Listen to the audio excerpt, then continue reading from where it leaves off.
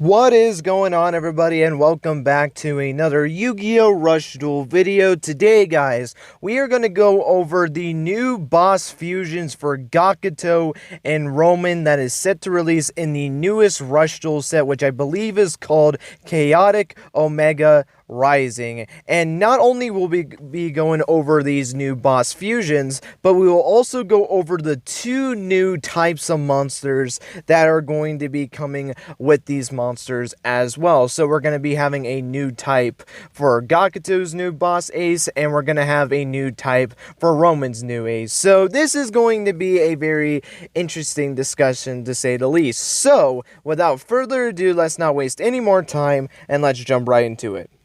So normally with these videos, I normally do a certain order of how I do these videos, you know, the monsters and the extra deck monsters and spells and traps, but we're not worried about it in this video because we're only going to be going over the two new boss fusions. So we're going to do this in the order of how it was presented to us on Yugioh Organization. So whichever one was posted first, that's the one we're going to go over first in this video. And that card that we're going to be going over first is going to be Gakuto's new boss fusion. And that card is Yamitarasu, the Rising Ruler, or Yamitarasu, the Divine Delayer, a level 9 light Celestial Warrior type fusion effect monster with 3000 attack and defense. So that is one of the new type of monsters that are going to be introduced into the game of Rush Duel, and that type is Celestial Warriors. So that's pretty interesting. Obviously, I'll talk about that closer to the end of the video. But its materials to summon it is Yami Ruler, the Dark Delayer,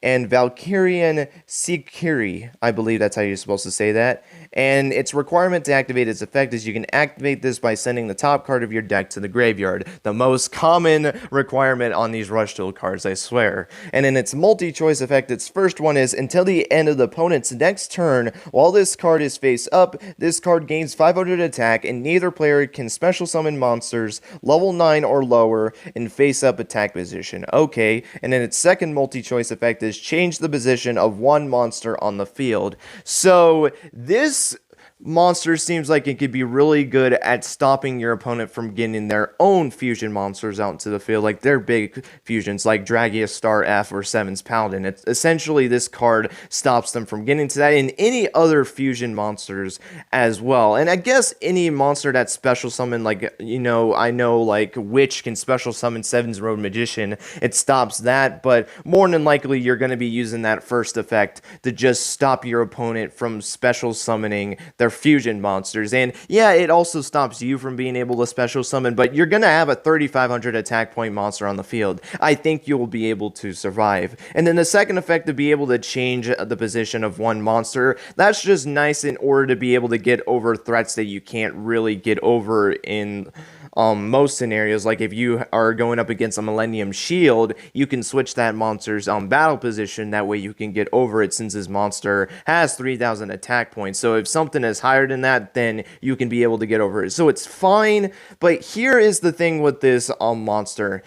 It is screwed against maximum monsters because its first of its multi-choice effects cannot target, since most of the maximum monsters are, if I remember correctly, all level 10 monsters, because they follow by the middle monster. I think that's how that's supposed to work, or I don't know, they're just given a level, but I'm pretty sure it's just the level of the middle one, which is normally 10. So that can't be targeted by this effect, since it only targets level 9 or lower monsters. And if I remember correctly, because I remember this when I did the maximum summon video, they can't switch into defense position because of their overwhelming attack, or that's how it was said on the Yugioh Organization post. So even the second multi-choice effect is not good against maximum, since you can't even switch his battle position. And yeah, the first multi-choice effect can essentially be able to make this monster very powerful, but unless you have another card to make it gain a little bit more attack points, you can't get over the very big beefy ones. Like Yugioh Dragon has like 4000 attack points. I think Overroad has 3500 attack points, so you can crash it, but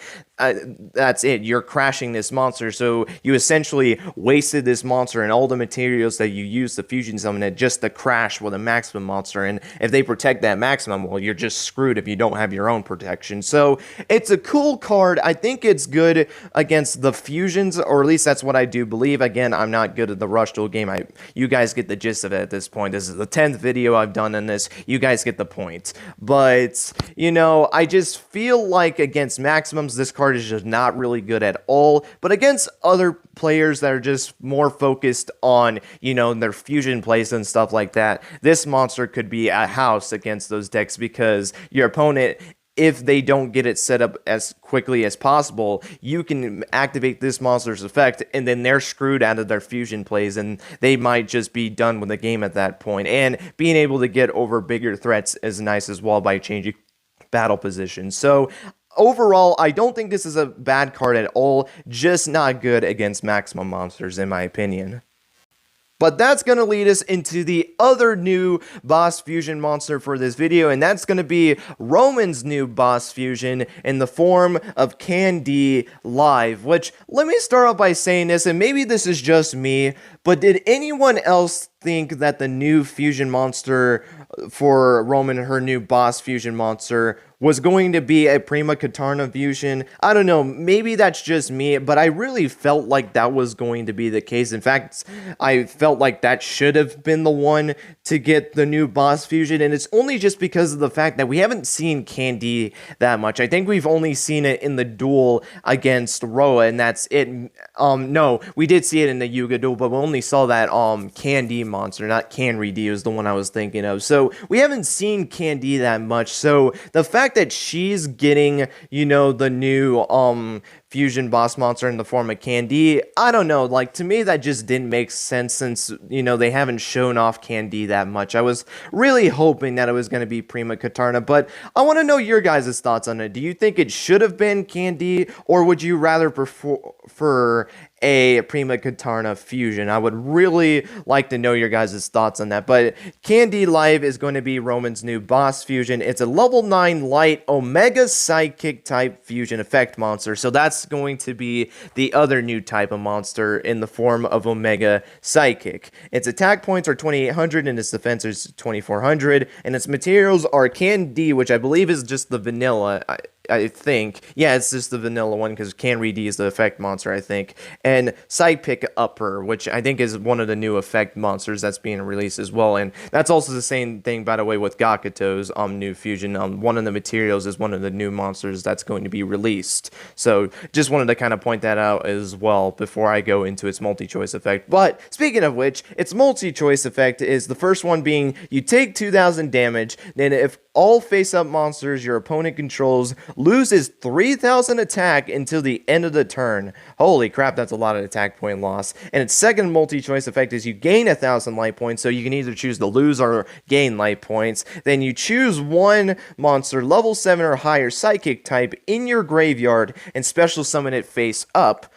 Okay, this is a very fascinating card. That first effect I think is better for the maximum scenario, because that is a factor you gotta look at it, is that, you know, maximums are in the game of Rush Duel, so you have to deal with maximums at some point, and this fusion can actually deal with it, because just for the mere cost of paying 2000 life points, which I don't know if life points are really important in the game of Rush Duels. I know it isn't in the Master Rule format. I mean, people will pay life points up the wazoo. They don't really care anymore about life point costs. So if that's the same with Rush Duels, paying 2000 life points is not going to be that big of a deal, though if I remember Romin's strategy correctly, she does lose a lot of life points, so maybe it's not as good as I'm thinking it is, I don't know, but being able to make a monster lose 3000 attack points, in fact, all monsters lose 300, or 3000 attack, excuse me, not 300, 3000 attack points is insane. So, like the Yugioh Dragon example, that monster has 4000 attack points, that monster is dropped down to 1000 attack points, and this monster could easily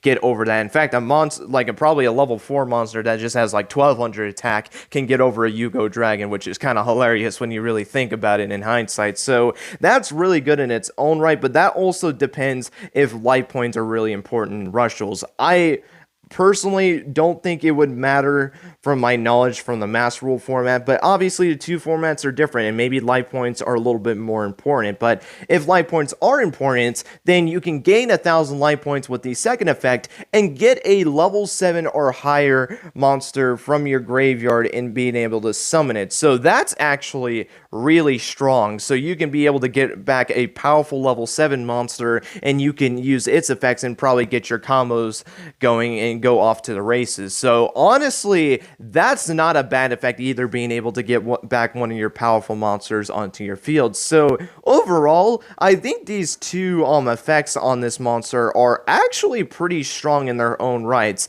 Being able with the first effect to get over powerful maximum monsters in terms of just base attack point stat line. Obviously, you still have to deal with their back row, but even if you're not dealing with the maximum, the other one could be good as well, just to get more board presence with powerful monsters and try to go for a big push. So honestly, I don't think this card is that bad at all. I actually think this seems like a pretty strong card in my opinion. But that's going to be it for the new boss fusion monsters for Romin and Gakuto. But before I actually end off this video, I'm going to real quickly discuss the elephant in the room with these two new boss fusions, and that is in the form of the two new types, Celestial Warrior and Omega Psychic. And quick general thoughts on them, I think they are interesting types to say the least, and I'm starting to be more on the route of something that I've kind of noticed when I did the last video on this, which was for Yuga and Luke's boss fusions, and I didn't know if this was the route they were trying to go at, but now that we got these two new fusions, I think this is the way they're trying to do these new types. So obviously we now have 5 new types in the game of Rush Duels right now, and something I mentioned in the last Rush Duel video that I did for fusion specifically was that I felt like when it came to these new types, they just didn't stand out enough. I felt like they could have easily been replaced with a current type, and no one would really argue that because it would make sense. I mean, they would look like an other existing type, but I don't think that was just a coincidence that ended up happening. I do believe that these new types are more to be upgrades to current types instead of trying to be their own standalone new type. I mean, High Dragon should have already shown that because of the fact that it was already sharing a name with a consistent type, but since that was only one type that was doing that, I felt like I wasn't gonna go to that conclusion right off the bat, because obviously Cyborg and Magical Knight, although you could easily replace it with like Machine and Spellcaster, I felt like that was jumping the gun just because of one just sharing a similar name. But with now Celestial Warrior and Omega Sidekick, I felt like this more than confirms that these new types are essentially going to be upgrades to current types, which is actually pretty fascinating, and honestly, I don't mind that at all. I think this is actually a pretty interesting thing that you never saw the Master Rule format to do something like this, which, to be fair, it doesn't really matter when you really look at it in hindsight. I feel like maybe you would just be complicating the game even more if you're just adding essentially these upgraded types to already existing types. But since Rush Duels are so new and they want to try to do their own unique thing and they're just doing this right off the bat, I feel like that makes sense. And yes, this is just me also saying that we are not going to be seeing Celestial Warrior or Omega Psychic in the Master Rule format, and that's the same for the other 3 types, because they're not going to change the fundamentals of the Master Rule game to try to incorporate these new types, because obviously anything that looks like a powerful new dragon that could be a high dragon, they're not going to change that. This has been a system that they've done for 20 years now, and they're not just going to randomly incorporate, you know, cyborgs and magical knights and high dragons into the Master Rule game just to kind of fit this new upgrades to older types. I just don't see that happening. But with Rush Duels being new, this is a more easier chance to do something like this. So this is going to be pretty interesting going forward to see potentially new upgraded types for existing types, though I am worried about it at the same time, though, because for people that don't know, there are 25 types of different monsters in the game of Yu-Gi-Oh right now, and this is not including the new 5 types that we are getting in Rush Duels. So if is going to be the case that every single type is going to be an upgrade, by the end of this, there are going to be 50 types of monsters in the game of Yu-Gi-Oh!, which that's just mind-boggling to me. You would think a lot of people, you know, complain about having 6 mechanics in the Master Rule format. Imagine having to have 50 types in the game of Yu-Gi-Oh! Rush Duels. Now, I know mechanics are more important than types, but still, just to think in the back of your mind, there are 50 types in the game of Rush Duels. That's a lot. Like, that's a lot of types. So, this is going to be very interesting to look at this going forward, but obviously, we have to wait and see if this is going to be the case, and if all of these existing types are going to get upgraded types in the form of something like, you know, Warriors getting now Celestial Warriors as their upgraded type. But we're going to have to wait and see on that. But with that being said, that's going to be it for this Rush Duel video. Hope you guys enjoyed. Let me know your guys' thoughts on these new boss fusions for Romin and Gakuto. Do you think they're good fusions? Do you think they're okay fusions? Or do you not like these fusions at all? And let me know your guys' thoughts on Celestial Warrior and Omega Psychic. And do you agree with me that these are trying to be more catered towards, you know, being upgrades of existing types? Or do you think Konami is trying to make them, you know, their own unique type? I just feel like with the fact that 3 of the 5 types that are going to be new to the game of Rush Duels share a similar name with an existing type. I don't know, it just makes the most sense to me that these are supposed to be upgrades of old existing types rather than just be their own standalone types. But obviously, I want to know your guys' thoughts on this as well, and if you agree with me on it or not. But with that being said, that's going to be it. Thank you guys so much for watching, and until next time, guys, take care and have yourselves a great rest of your day.